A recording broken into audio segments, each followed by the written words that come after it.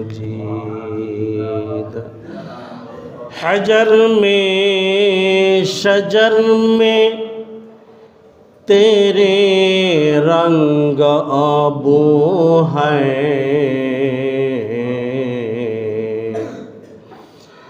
हजर में शजर में तेरे रंग आबू है, जिधर मैं देखता हूँ उधर तू ही तू है। बलगल उला बिकमाली कशफत दुजा बिजमालिही हसनत जमीअ खिसालिही सल्लु अलैहि व आलिहि। मुअज़्ज़ज़ हाज़िरीन, আল্লাহ জাল্লা শানের আলিশান দরবারে শুকরিয়া জ্ঞাপন করছি যে আল্লাহ তাআলা আমাদেরকে অন্যান্য জুমার ন্যায় এই জুমায় সর্বাগ্রে আগে ভাগে আল্লাহ তাআলা পছন্দ করে, মহব্বত করে, ভালোবেসে আল্লাহ তাআলার মাহবুব স্থান, প্রিয় স্থান, আল্লাহর ঘর মসজিদে আসার বসার, আমাকে সর্বপ্রথম নিজের আমলের নিয়তে, নিজের ইসলাহের নিয়তে কোরআন সুন্নাত থেকে দুটি কথা বলার এবং আমাদের প্রত্যেককে তা আমলের নিয়তে শোনার এবং সর্বশ্রেষ্ঠ ইবাদত ইমানদারের প্রতীক নামাজ, এই নামাজের অপেক্ষা করার তৌফিক দান করতেছেন। সেই জন্য আল্লাহ তাআলার আলিশান দরবারে শুকরিয়া আদায় করি, আলহামদুলিল্লাহ। আমি যে আয়াতে কারিমা পাঠ করেছি 27 পারার সূরা নজমের 8, 9, 10, 11 এই 4টা আয়াত পাঠ করেছি। আর মুসলিম শরীফের বিখ্যাত হাদিস মেরাজ সম্পর্কে যে সব থেকে লম্বা হাদিস ইমাম মুসলিম রহমতুল্লাহ আলাইহি বর্ণনা করেছেন, হাদিস নাম্বার 162 হাদিস পাঠ করেছি। আল্লাহ তাআলা তৌফিকে যা রেখেছেন, কোরআনের আয়াত এবং হাদিস দুইটা মিলিয়ে এর যা সার নির্যাস আসে, ইনশাল্লাহ সময়ের ভিতরে আমি আমার আলোচনার এতি টানার চেষ্টা করব। মা তৌফিক ইল্লা বিল্লাহ। গত জুমায় বলেছিলাম যে আল্লাহ রাসূল সাল্লাল্লাহু আলাইহি সাল্লাম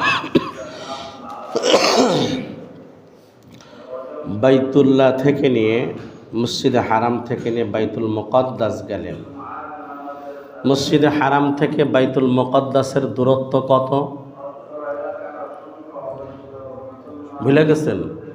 1300 কিলোমিটার। কত কিলোমিটার? 1300 কিলোমিটার। মানচিত্র অনুযায়ী 1300 কিলোমিটার মসজিদে হারাম থেকে বাইতুল মুকাদ্দাসের দূরত্ব। আল্লাহ রাসূল বাইতুল মুকাদ্দাসে গেলেন। বাইতুল মুকাদ্দাসে যে সমস্ত নবীদের নামাজের কি করলেন? ইমামতি করলেন। আল্লাহ তাআলা প্রশ্ন হতে পারে যে আল্লাহ তাআলা সমস্ত নবীরা তো মারা গিয়েছেন, আল্লাহ তাআলা কিভাবে এটা করলেন? আল্লাহ তাআলার কুদরতে এমন কোনো জিনিস নাই যে আল্লাহ তাআলা পারেন না। আল্লাহ তাআলা সব কিছুই কি পারেন। সমস্ত নবী রাসূলরা জমায়েত হলেন। আল্লাহ রাসূল প্রথমে ঢুকতেই তসবিহ করছিলেন, পরে জিবরাইল আলাইহিস সালাম আল্লাহ রাসূলের হাত ধরে সামনে নিয়ে গেলেন। সামনে শুধু ইমাম সাহেবের জায়নামাজটাই খালি ছিল। আল্লাহ রাসূলকে বললেন যে আপনি ইমামতি করুন, সল্লি বিনা, আমাদের নামাজ পড়িয়ে দিন, ইমামতি করুন। আল্লাহ রাসূল সাল্লাল্লাহু আলাইহি সাল্লাম ইমামতি করলেন। জিজ্ঞাসা করলেন আমার পেছনে যারা আছেন তারা কারা? জিবরাইল আলাইহিস সালাম উত্তর দিলেন আদম আলাইহিস সালাম থেকে নিয়ে ঈসা আলাইহিস সালাম পর্যন্ত যত নবী এসেছেন আল্লাহ তাআলা আপনার ইজ্জতের খাতিরে এখানে সবাইকে একত্রিত করেছেন। আল্লাহ রাসূল নামাজ পড়ালেন। নামাজ পড়ানোর পরে আরেক কারবার, হাদিসের ভিতরে আসছে, সহিহ হাদিসের ভিতরে আরেক খেলা। ওখানে আল্লাহ রাসূলকে অভ্যর্থনা জানানো হলো, ওয়েলকাম জানানো হলো। আল্লাহ রাসূল দেখলেন যে মসজিদে আকসা বাইতুল মুকাদ্দাসের এক কোনায় একটা অভ্যর্থনা কক্ষ তৈরি করা হয়েছে। ওখানে আল্লাহ রসুলকে অভ্যর্থনা জানানো হবে, যেহেতু আল্লাহ রসুলকে ইতিপূর্বে কোনো নবী রসুল দেখেন নাই, কারোর সাথে কারোর সাক্ষাৎ হয় নাই। এবার ওই অভ্যর্থনা যে মজলিস, ওই মজলিসের সভাপতি হচ্ছেন আদম আলাইহিস সালাম। সুবহানাল্লাহ। কে সভাপতি? কে? আদম আলাইহিস সালাম। আর এই অভ্যর্থনা মজলিসের সঞ্চালক হচ্ছেন ইব্রাহিম আলাইহিস সালাম। আর এই অভ্যর্থনা মজলিসের প্রধান অতিথি বা প্রধান বক্তা হচ্ছেন মুহাম্মদুর রাসূলুল্লাহ সাল্লাল্লাহু আলাইহি ওয়াসাল্লাম। আদম আলাইহিস সালামের সভাপতিত্বে শুরু হলো অভ্যর্থনা। ইব্রাহিম আলাইহিস সালামের সঞ্চালনায় ইব্রাহিম আলাইহিস সালাম সঞ্চালনা শুরু করলেন। ওইটাই ইব্রাহিম আলাইহিস সালাম বললেন, আলহামদুলিল্লাহিল্লাযী আ'তানি নাবিয়্যান ওয়া ওয়ালাদান সালিহান ওয়া নাবিয়্যান খাতামান নাবিয়্যিন। ইব্রাহিম আলাইহিস সালাম সঞ্চালনায় প্রথমে রাসূলের প্রশংসা করলেন। সমস্ত প্রশংসা ওই আল্লাহ তাআলার জন্য, যিনি আমাকে এমন একজন সন্তান দান করেছেন যার নাম মুহাম্মদ সাল্লাল্লাহু আলাইহি ওয়াসাল্লাম, আর যাকে আল্লাহ তাআলা শেষ নবী হিসেবে সৃষ্টি করেছেন। ইব্রাহিম আলাইহিস সালাম আল্লাহ রাসূলের যতটুকু প্রশংসা করার দরকার ততটুকু প্রশংসা করলেন। এবার প্রশংসা করার পর সভাপতির বয়ান আগে থাকে না পরে থাকে? পরে। এবার প্রধান অতিথি, প্রধান বক্তা মুহাম্মদুর রাসূলুল্লাহ সাল্লাল্লাহু আলাইহি ওয়াসাল্লাম, আল্লাহ রাসূলের নাম ঘোষণা করা হলো। এখন আমাদের সামনে প্রধান বক্তা, প্রধান অতিথি হিসাবে বক্তব্য পেশ করবেন মুহাম্মদুর রাসূলুল্লাহ সাল্লাল্লাহু আলাইহি ওয়াসাল্লাম। আল্লাহ রাসূল উঠলেন, উঠে প্রথমে সালাম দিলেন, আসসালামু আলাইকুম ইয়া আইয়ুহাল আম্বিয়া। সালাম জানালাম সমস্ত নবীদেরকে। তারপরে আল্লাহ রাসূল খুতবা দিলেন। খতাবা রাসূলুল্লাহ সাল্লাল্লাহু আলাইহি ওয়াসাল্লাম খুতবাতান জামিলাতান। আল্লাহ রাসূল চমৎকার একটা খুতবা দিলেন, ভাষণ দিলেন। ভাষণে বললেন, আলহামদুলিল্লাহিল্লাযী আরসালানি রাহমাতাল লিল আলামিন। সমস্ত প্রশংসা ওই আল্লাহ তাআলার জন্য, যিনি আমাকে প্রেরণ করেছেন বিশ্বজগতের রহমত হিসাবে। প্রথমেই এই বয়ান। তারপরে আল্লাহ রাসূল বললেন, ওয়া কাফাতান লিন্নাস। আর সমস্ত মানুষের পরিপূরক হিসাবে আল্লাহ তাআলা আমাকে প্রেরণ করেছেন। বাশীরান ওয়া নাযীরা। আল্লাহ তাআলা আমাকে সুসংবাদদাতা হিসাবে প্রেরণ করেছেন এবং ভীতি প্রদর্শক হিসাবে প্রেরণ করেছেন। ওয়া আনজালা আলাইয়াল কুরআন। আল্লাহ তাআলা আমার উপর কোরআন অবতীর্ণ করেছেন। ফীহি তিবয়ানু কুল্লি শাই। যেই কোরআনের ভিতরে আল্লাহ তাআলা আসমান জমিন সৃষ্টির থেকে নিয়ে কিয়ামত পর্যন্ত সমস্ত বিধিবিধান আল্লাহ তাআলা তৈরি করে দিয়েছে।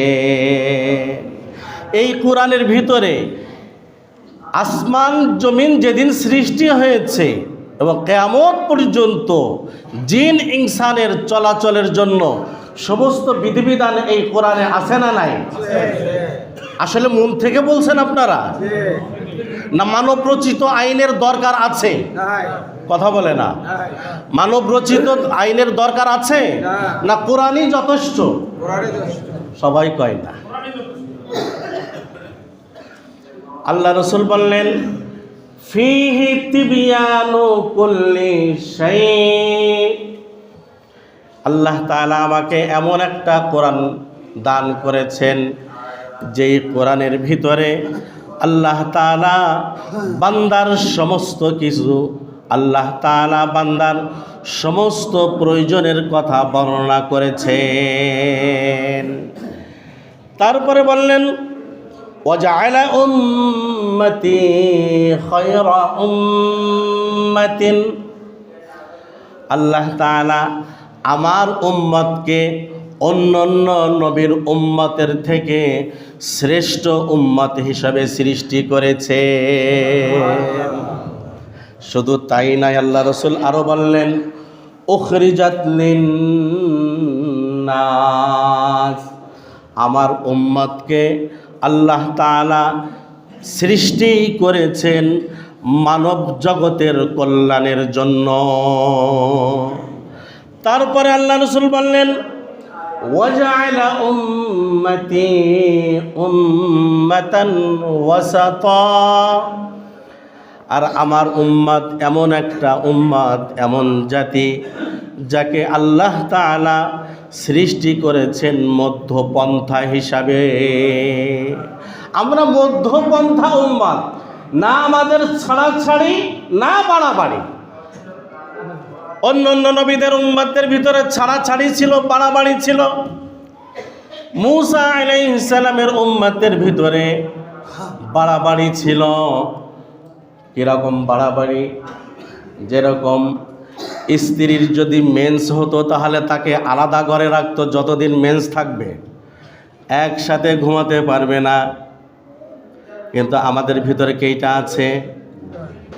আর ঈসা আলাইহিস সালামের ধর্মে ছিল আরও ছাড়াছাড়ি, মূসা আলাইহিস সালামের ধর্মে আরও বাড়াবাড়ি ছিল। রক্ত কোথাও লাগলে অথবা বীর্য কোথাও লাগলে কাপড়টা কেটে ফেলা লাগতো, ধুইলে হতো না। আবার ঈসা আলাইহিস সালামের ধর্মে ছিল ছাড়াছাড়ি, যেগুলি আমাদের ধর্মে হারাম করা হয়েছে। ঈসা আলাইহিস সালামের উম্মত ওইগুলিকে কিছু কিছু জিনিসকে হালাল মনে করত। যাই হোক ভাই ও দোস্ত বুজুর্গ, আল্লাহ রাসূল ভাষণ দিলেন, প্রধান বক্তার ভাষণ দিলেন। আরও বললেন ভাষণের ভিতরে ওই আল্লাহ তাআলার প্রশংসা করছি, যেই আল্লাহ তাআলা মসজিদে হারাম থেকে বাইতুল মুকাদ্দাস পর্যন্ত তার বান্দাকে ওই আল্লাহ তাআলা রহমতের মাধ্যমে পৌঁছে দিয়েছেন। আরও প্রশংসা করলেন আল্লাহ তাআলা আমাকে শ্রেষ্ঠ নবী হিসেবে সৃষ্টি করেছেন। আমার জাতির পিতা ইব্রাহিম আলাইহিস সালাম ঘোষণা দিয়েছেন, কিন্তু এখানে যিনি সভাপতি আছেন আদম আলাইহিস সালাম, উনি আমার আদি পিতা। আমি আমার আদি পিতাকে সম্মান জানাই, অভ্যর্থনা জানাই, এবং আমার জাতির পিতা ইব্রাহিম আলাইহিস সালামকেও সালাম জানাই, অসংখ্য ধন্যবাদ জানাই। এবার সর্বশেষ আদম আলাইহিস সালাম উঠলেন সভাপতির বয়ান। কথা বললে হবে না। আমি মনে হয় এই 10 বছরও আপনাদের বোঝাতে পারি নাই যে আমার বয়ান চলাকালীন কথা বললে বা কিছু করলে আমার ডিস্টার্ব হয়। আমি মনে হয় আপনাদের মনে হয় বোঝাতে পারি নাই, তাই না? আমার বয়ান চলাকালীন ঘুমানো যাবে না, কথা বলা যাবে না, দয়া করে। মুশতাক ফয়েজের নাম শুনছেন? কথা বলে না, রসিক মানুষ। এখানে আউল যাবে, বন যাইবে, কথা বলা যাবে না, ঘুমানো যাবে না, আর সব কাম করা যাবে। আর উঠোন যাইতো না, যতই টাটায় ছিঁড়ে যাক ওঠা যাবে না। বয়ানের ভিতরে কথা বললে আসলে বয়ানের যে একটা থাকে ওইটা নষ্ট হয়ে যাবে। আস্তাগফিরুল্লাহ, আস্তাগফিরুল্লাহ, আস্তাগফিরুল্লাহ। আদম আলাইহিস সালাম এবার বয়ান দিতে উঠলেন।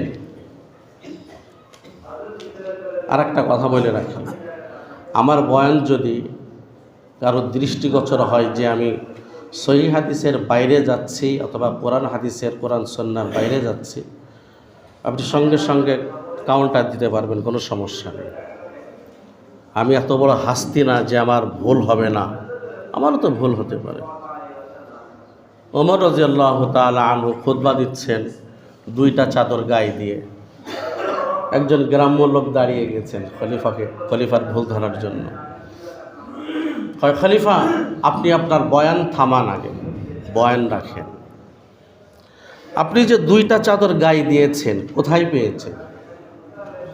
আমরা বাইতুল মাল থেকে সবাই একটা করে পেয়েছি, আমাদের প্রত্যেকের গায়ে একটা করে আছে। আপনার গায়ে দুইটা কেন? আগে উত্তর দেন, তারপরে আপনার বয়ান।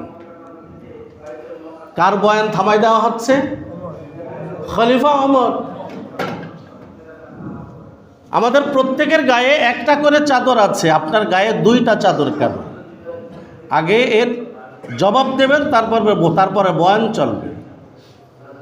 ওমর রাদিয়াল্লাহু তাআলা আনহু বলেন, ধন্যবাদ তোমাকে যে আমি ওমরের ভুল ধরার জন্য।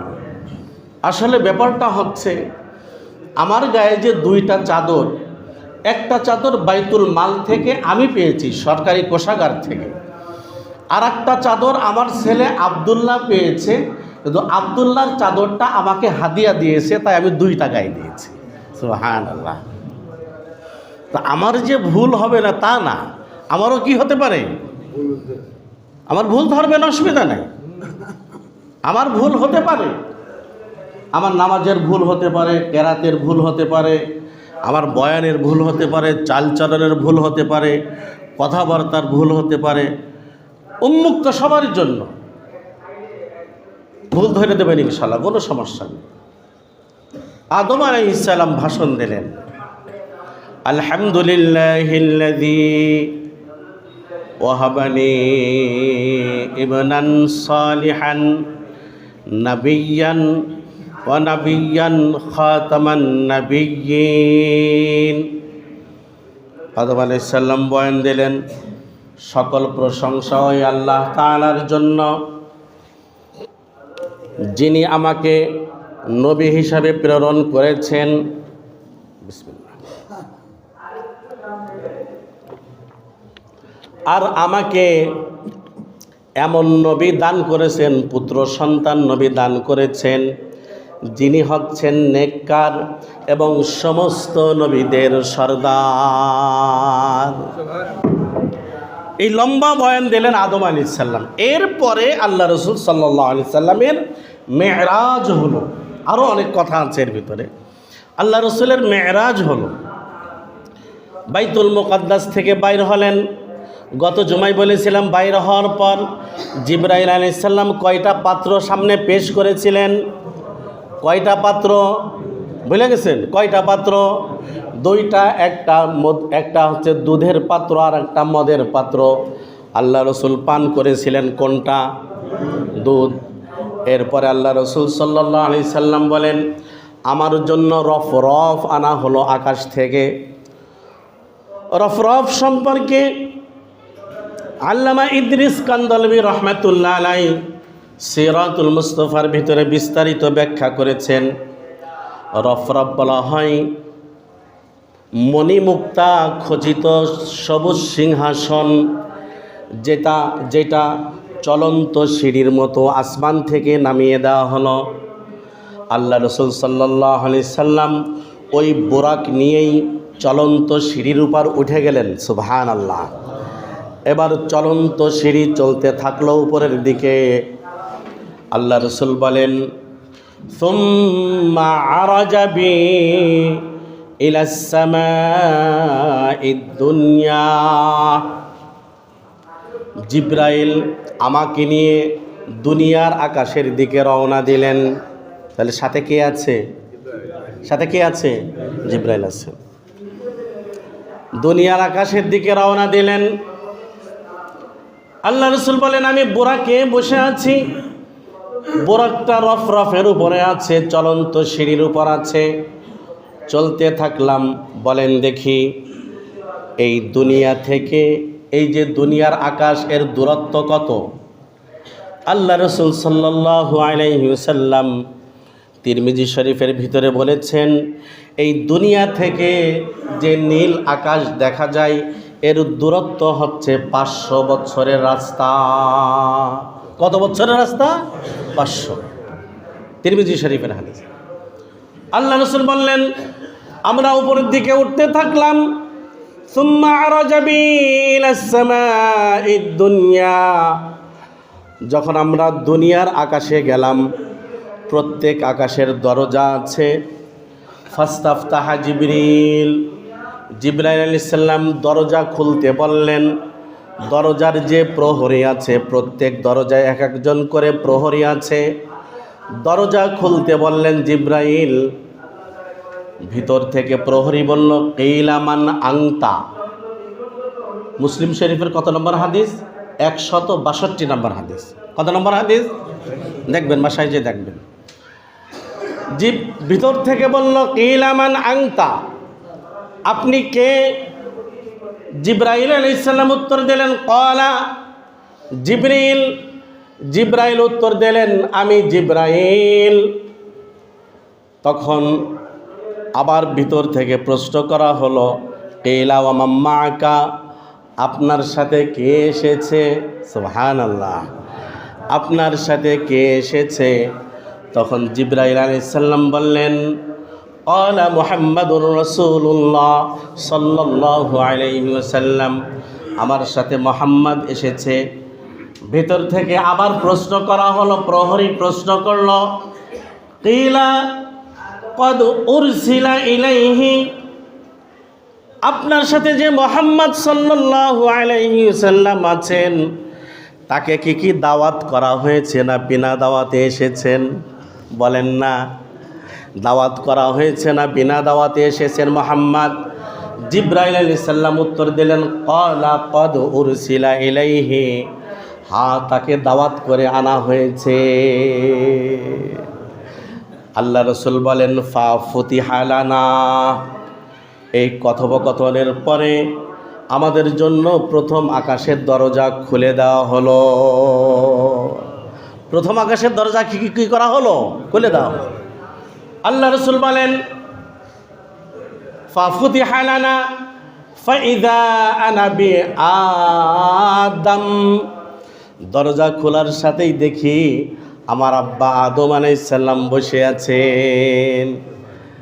ফারাহাবা বি ওয়া তাআলি বিখাইরিন, আদম আলাইহিস সালাম আমাকে মারহাবা জানালেন, ওয়েলকাম জানালেন, স্বাগতম জানালেন। ওয়া তাআলি বিখাইরিন, আমার জন্য কল্যাণের দোয়া করলেন। বুখারী শরীফের আর এক হাদিস আছে কল্যাণের দোয়া, সেইটা কি? আদম আলাইহিস সালাম বললেন, মারহাবাম বিল ইবনিস সালিহি ওয়ান নাবিয়্যিস সালিহি, ধন্যবাদ আমার নেক সন্তানের জন্য, ধন্যবাদ নেক নবীর জন্য। তিরমিজি শরীফের বর্ণনায় আছে, জিবরাইল আলাইহিস সালাম বললেন, হাদা আবুকা, হে আল্লাহ রাসূল, ইনি আপনার পিতা আদম। ফাসাল্লিম আলাইহি, আপনি আপনার পিতাকে সালাম দিন। পরিচয় করিয়ে দিলেন, বললেন আপনি আপনার পিতাকে সালাম দিন। আদম আলাইহিস সালামকে আল্লাহ রাসূল বললেন, আসসালামু আলাইকা ইয়া আবি আদম, হে আমার পিতা আদম, আপনাকে সালাম দিলাম। তারপরে কি হলো? আল্লাহ রাসূল নিজেই বলেন, ফারাদ্দা আলাইয়াস সালাম, আদম আলাইহিস সালাম আমার সালাম দেওয়ার সাথে সাথে সালামের উত্তর দিলেন। সালাম দিলে সালামের উত্তর দেওয়া কি? কথা বলে না। সালাম দেওয়া কি? সুন্নাত। সালামের উত্তর দেওয়া কি? আমার আফসোস লাগে, এই মহল্লায় এমনও লোক আছে, আমি সালাম দিচ্ছি, উনি আমাকে সালাম দেন নাই, আমি ওনাকে সালাম দিচ্ছি, কিন্তু আমি কোনোদিনও তার কাছ থেকে উত্তর পাইনি। সেই জন্য আজ 1 বছর যাবত ওনাকে আর সালাম দিই না। কী জন্য? ওনার তো উত্তর দেওয়া অজীব, অজীব তরকের গুনাহ হবে ওনার, সেই জন্য ওনারে আমি আর বিপদে ফেলতে চাই না। মনে মনে উত্তর দেওয়া জায়েজ নেই, তো মনে মনে ভাত খাওয়া যায় না, মনে মনে উত্তর নাই। আল্লাহ রাসূল বলেন, তোমাকে যেভাবে সালাম দেবে, যেরকম আওয়াজে তুমি উত্তরও দেবে, ওই রকম আওয়াজে উত্তর দেবে। সে যদি সালাম দিলে সালামের উত্তর দেওয়া কি বলেন না? যদি গরিব মানুষ আমারে সালাম দেয়, সালামের উত্তর দিই না। ধনী মানুষ সালাম দিলে সালামের উত্তর দিই। এরকম হবে? আল্লাহ রসুল ধনী গরিব সবাইকে কি দিতেন? সাবধান, আমাদের ভিতরে আমাদের অহংকার, আমাদের আমিত্ব, আনানিয়াত, এটা তছনছ করে দিচ্ছে আমাদের নেক আমলকে। যে আমি একজন রিকশাওয়ালাকে সালাম দেবো কেন? আমি আমার বাসার দারোয়ানকে সালাম দেবো কেন? আমি আমার কাজের লোককে সালাম দেবো কেন? আমি যখন আমার বাসার দারোয়ানকে সালাম দেব তখন মনে করব আমার ভিতরে অহংকার নাই। আর যদি বাসার দারোয়ানের সালামের অপেক্ষায় থাকে তাহলে মনে করতে আমার ভিতরে অহংকার আছে। আমি ইমাম, আমি যদি খাদেমের সালামের অপেক্ষায় থাকি, মুয়াজ্জিনের সালামের অপেক্ষায় থাকি, মুসল্লিদের সালামের অপেক্ষায় থাকি, মনে করতে হবে আমার ইমামের ভিতরে অহংকার আছে। সেই জন্য ইমাম তার মুয়াজ্জিন খাদেমকে সালাম দেবে না দেবে না? সাধারণ মুসল্লিদেরকে সালাম দেবে না দেবে না? সেক্রেটারি ইমাম মুয়াজ্জিন খাদেমকে সালাম দেবে না দেবে না? সভাপতি দেবে না দেবে না? আমরা একে অপরকে সালাম দেব। সালাম দিলে কি হয়? মহব্বত বাড়ে। সালাম দিলে কি হয়? আদম আলাইহিস সালামকে সালাম দিলেন, আদম আলাইহিস সালাম সালামের উত্তর দিলেন। পরস্পর সালাম দেবো তো ইনশাল্লাহ? ইনশাল্লাহ। মুখে মুখে উত্তর দেবো, হাতে না, মুখে। এক জমায় বলেছে, আবার সামনে আসতেছে এই আলোচনা, সামনে আসতেছে। তা সালাম আদান প্রদান হলো। এবার আল্লাহ রসুল দেখেন কি, আবু দাউদ শরীফের হাদিস, যে আদম আলাইহিস সালাম ডান দিকে তাকিয়ে হাসছেন আর বাম দিকে তাকিয়ে কাঁদছেন। জিজ্ঞাসা করলেন জিব্রাইলকে, ব্যাপার কি? আদম আলাইহিস সালাম ডান দিকে তাকিয়ে হাসছেন, বাম দিকে তাকিয়ে কাঁদছেন, ব্যাপার কি? এর কাঁদছেন আর হাসছেন, এর দ্বারা উদ্দেশ্য হচ্ছে আদম আলাইহিস সালাম যে বসা আছেন ওনার ডান দিকে ওনার যত সন্তান জান্নাতে যাবে সমস্ত জান্নাতি সন্তানদের আকৃতি ওনার ডান দিকে উপস্থিত করা হয়েছে। সুবহানাল্লাহ বলবেন না? তাই উনি ডান দিকে তাকিয়ে হাসতেছেন আর বাম দিকে তাকিয়ে কাঁদছেন কেন? ওনার যত সন্তান জাহান্নামে যাবে সমস্ত সন্তানদের আকৃতি ওনার বাম পাশে এখানে উপস্থিত করা হয়েছে, তাই উনি বাম দিকে তাকিয়ে কাঁদছেন। আদম আলাইহিস সালামের সাথে কথোপকথন হলো। এবার আল্লাহ রসুল দ্বিতীয় আকাশে গেলেন। ওইভাবে আকাশ থেকে আর এক আকাশের দূরত্ব কত? 500 বৎসরের রাস্তা। কত শত বৎসরের রাস্তা? 500 বৎসরের রাস্তা। ইনশাল্লাহ আগামী জুম্মায় ইনশাল্লাহ শেষ করার চেষ্টা করব। আমা তৌফিক ইল্লা বিল্লাহ। আজকে 26শে রজব। আজকে কি 26শে? অর্থাৎ অধিকাংশ ঐতিহাসিকদের মতে আল্লাহ রসুলের মেরাজ হয়েছিল 26শে রজব দিবাগত রাত। 27শে রজবে আল্লাহ রসুলের মেরাজ হয়েছিল। তবে আমি আবারও বলি, প্রতি বৎসর বলি, এই দিন বা এই রাত উপলক্ষে রোজা রাখলে বা নামাজ পড়লে সব হবে, এত সব হবে, এই সম্পর্কে কোনো সহিহ হাদিস বর্ণিত হয় নাই। আমার কথা বুঝে আসছে? এই রাত্রে বা এই দিনে এরকম নামাজ পড়লে বা রোজা রাখলে এই উপলক্ষে এত সব হবে, এই সম্পর্কে আমি আজও পর্যন্ত কোনো সহিহ হাদিস পাই নাই। কেউ যদি পেয়ে থাকেন আমাকে দেখাবেন, ইনশাল্লাহ আমি আগামী জুম্মা এটা রিপ্লাই করবো ইনশাল্লাহ। আল্লাহ তাআলা আমাদেরকে কুসংস্কার থেকে বেঁচে থাকার তৌফিক দান করুন, সবাই বলে আমিন। ওয়া আখিরু দাওয়ানা আলহামদুলিল্লাহি রাব্বিল আলামিন। যাদের সুন্নাত বাকি আছে 4 রাকাত কবুল জুম্মা পড়ে।